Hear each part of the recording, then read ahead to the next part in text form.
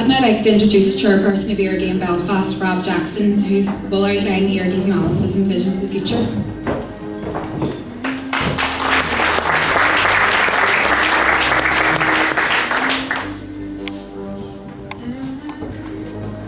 A card joggers Cymraeg ha, fáilte roh a leg enough. Gur mila mai agah as tagiacht a hog tú doing a rain blain agus a knocked. Thanks to everyone for coming here tonight and for the support you've shown Éirígí to date. This year is the 90th anniversary of the democratic programme of 1919. Other speakers have talked about how the revolutionary vision of the democratic programme has been neglected in the 90 years since it was launched. As we compare the programme of work for the first Irish independent parliament to the Ireland of today, it is difficult not to become disheartened, disgusted and angry. We live in a country undemocratically divided, both economically between rich and poor, and politically because of British occupation.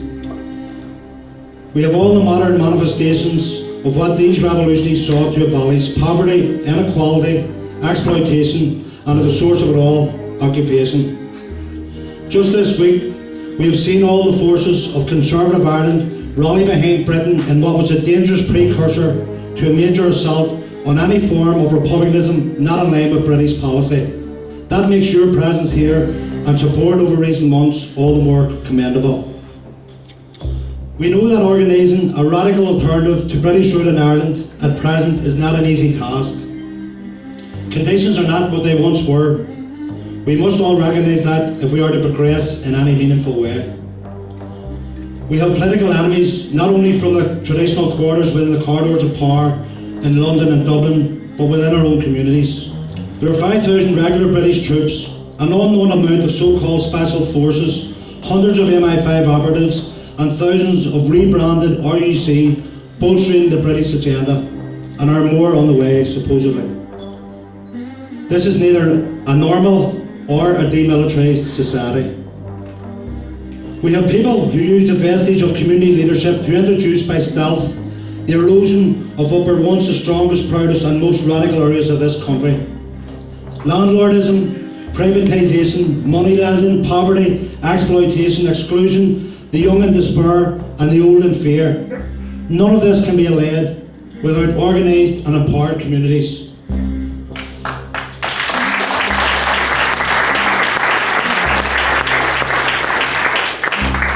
All of the conditions which the democratic programme outlined as cancers in Irish society are still with us today and becoming more apparent.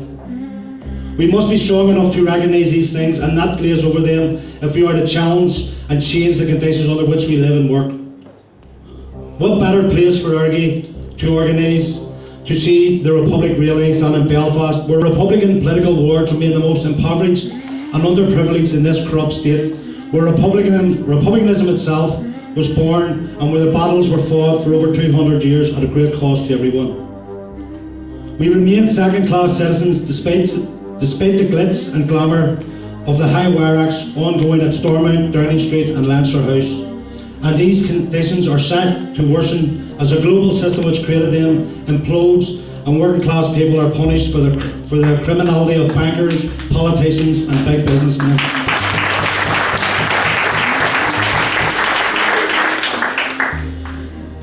Despite what some people say, there is no constitutional power in this country with either the power or the will to change any of this. No government, parliament, nor assembly. We must do it ourselves. When Éirígí was established in Dublin with only 6 people, it shared Fintan Lawler's belief that somewhere, somehow, and by someone, a beginning must be made. Almost 3 years later, we are still at the beginning. We are not delivering a united Ireland in 2016, nor do we have all the answers as to how it can be achieved. It is, however, our solid belief that by organising and radicalising in every community in Ireland, we can build a social movement similar to that which created the conditions for an independent Irish government 90 years ago. No matter how long it takes, or how many setbacks along the way, that belief has remained constant in Republican thinking for decades, and will until we are victorious.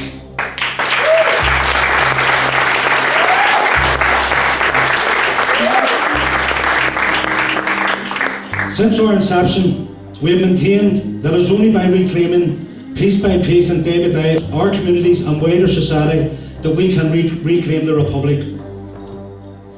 Over 90 years ago, Irish Republicans began reclaiming their identity, their culture, their country, their lives, in trade unions, in cultural and language movements within the GAA, politically, socially, culturally, in many different strands of life.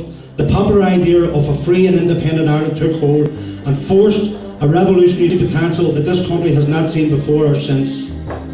In 1918, the people of Ireland voted for independence, not in isolation, but as the pinnacle of a revival which had lasted 20 years. This is the nature of real struggle and change. But because it is a long road, that does not mean it is an unrewarding road. For centuries, we have been clawing back that which is rightfully ours. Think of the examples of the United Irishmen, the Young Irelanders, Fenians, the Land Leagues, the Irish Citizens Army, civil rights movements, or anti-hate block campaigns. How many times have we successfully organised massive forces? We must do this again.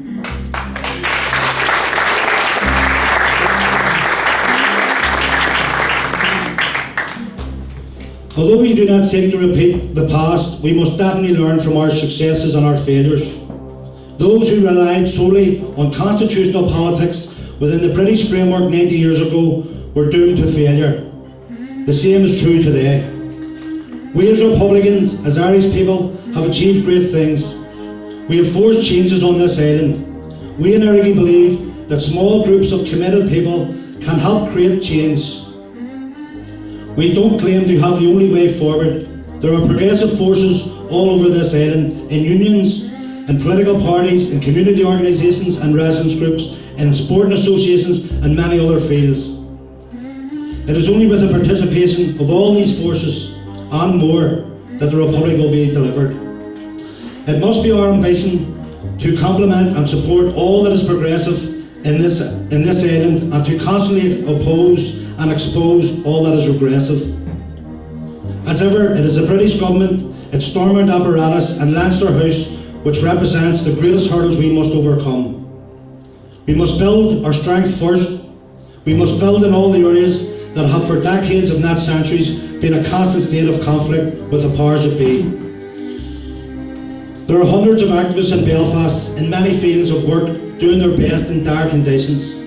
We need to organise as activists and to create a genuine grassroots movement, not with 600 or 6,000, but with hundreds of thousands, chipping away constantly at all the vestiges of the old order and the status quo in this country. No one can predict how the state, north or south, may react to this. Nor can we say never when talking about tactics for revolution. But one thing is certain, like never before, we have to build as a people.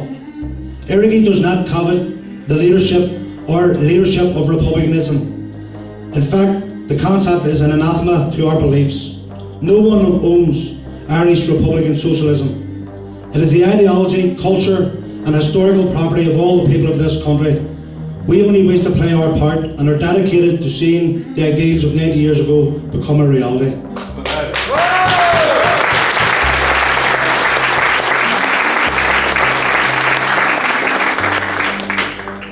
In the short time that Éirígí has been active in Belfast, we have organised successfully in opposition to the Lisbon Treaty, in remembrance of the hunger strikers, in opposition to the presence in our country of the war criminals Tony Blair, Gordon Brown and George Bush. We have protested and agitated on issues of Palestine, Iraq, Afghanistan and the occupation of our own country with the mobilisation in opposition to the UDR parade last November. We're a new political party, we're fresh, yet we inherit the collective experience of years of struggle. Militant social republicanism is here to stay.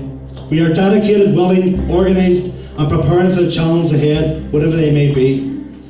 So tonight, comrades, we should all enjoy ourselves, share stories and ideas with our friends and comrades beside us, but tomorrow, get up with one thing in your head, the achievement of an Irish Republic, and go about making it a reality. Go